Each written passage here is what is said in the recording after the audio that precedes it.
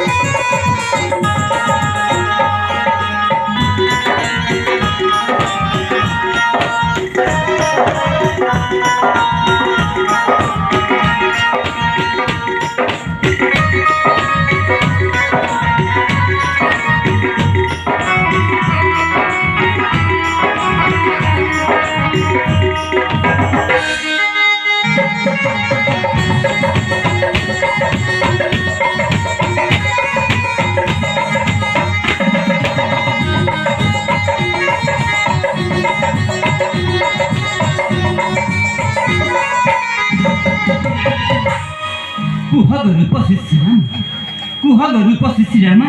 कुहके निखिला संकेत बानी ए मधुर निखिला तमरा बने कह का दुहिता किए माता पिता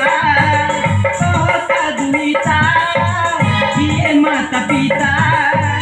करिछि जतने छोट से विधाता हो करिछि जतने मन से विधाता केउ राज्य घर नाम तुमर केउ राज्य घर नाम तुमर दिय परिचय अति आनंद रे हो दिय परिचय अति आनंद रे भय त्याग करी जाओ रूपसी भय त्याग करी जाओ रूपसी अरण्य मध्यरे की कार्य तुम्हारी अरण्य मध्यरे की कार्य तुम्हारी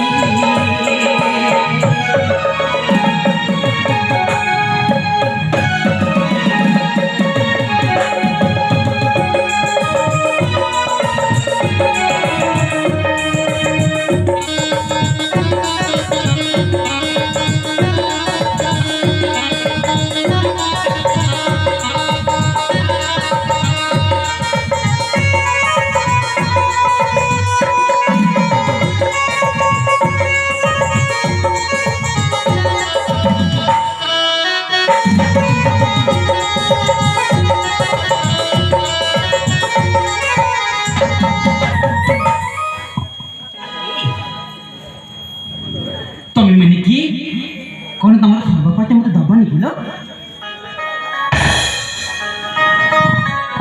आम परिचय पैसा हाँ हाँ हेले हेले कौन